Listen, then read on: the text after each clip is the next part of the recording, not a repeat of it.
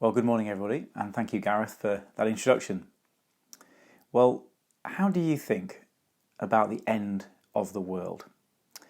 I guess the answer for most people is not with any degree of great seriousness.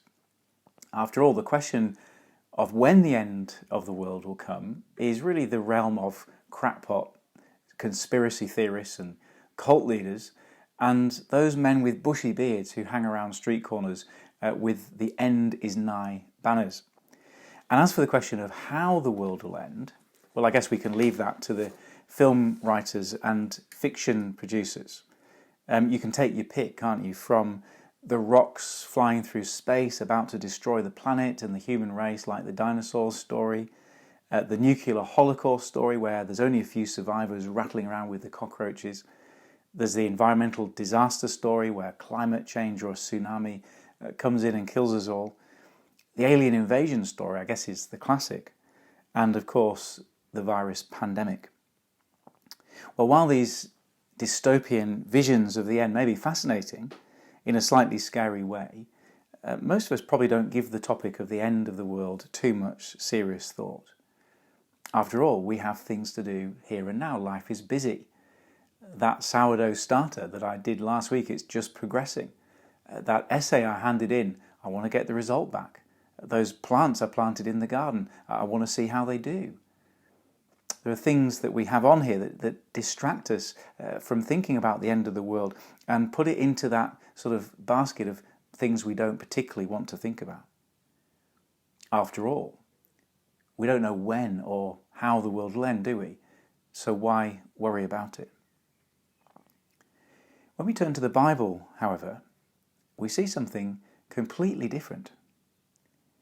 We see that the end of the world is not going to come about by wars or meteors or global warming or alien attack.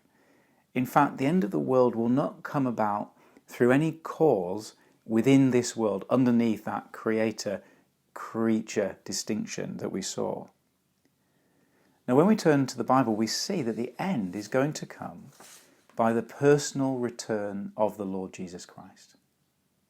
Let me say that again. The end of the world is going to come by the personal return of the Lord Jesus Christ. And the reason for this is because of what we saw in the first part of our series. The end will not come because we're on a collision course with an asteroid or because America is on a collision course with China. The end will come because we are on a collision course with our Creator. And God, who created a good world, is determined to restore that world to perfection again.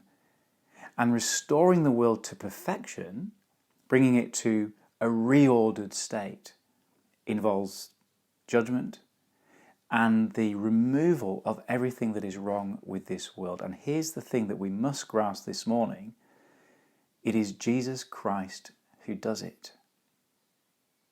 And therefore, and this is really the whole point of this sermon and the whole point of the passage that we're going to look at, the greatest mistake a person can make in this life is to fail to take Jesus Christ seriously.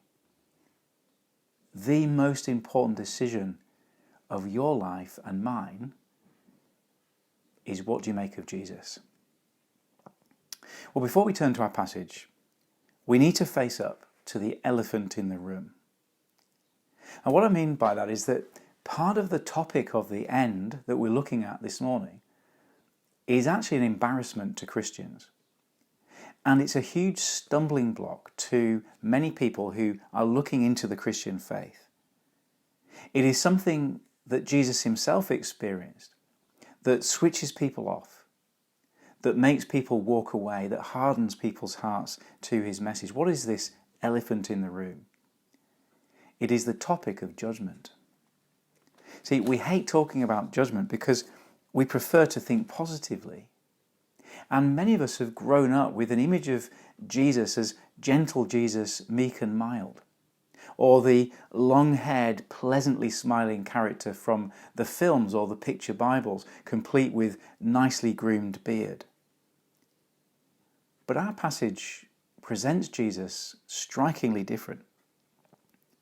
Here is Jesus, the judge. The one, as the old prayer book used to say, to whom all hearts are open. The one to whom each of us will give an account on that last and terrible day of his coming. And this is the Jesus that we must take seriously. And so if you're not yet a Christian this morning, as you think about the future and the end of this world and life beyond the grave, what I want to say to you is you must reckon with Jesus Christ. It's no use just having a vague, sentimental hope about God, or crossing your fingers and hoping things will work out because you haven't been too bad a person. It's no good just resting on some vague kind of spirituality, very popular word these days. You need to reckon with Jesus Christ. And coming to terms with Jesus is the most important decision any of us can make in our lives. And if you're a Christian this morning, it might just be that you've become a little bit sleepy. You've become accustomed to living the Christian life. And this passage is going to be a reminder to us of how it's impossible to have a casual relationship with Jesus. In this passage, Jesus is both the bridegroom who calls us to live in relationship with him, and he is the judge with eyes like fire on the white horse. If that's who Jesus is, you can't have a casual relationship with this guy. It is all or nothing with him. And so I think this is going to be a wake-up call to us, and to check ourselves that we haven't been half-hearted in our living for Christ. Well, let's turn to the passage then. Revelation chapter 19. And it describes the end with the imagery of two feasts, a wedding feast and a funeral feast.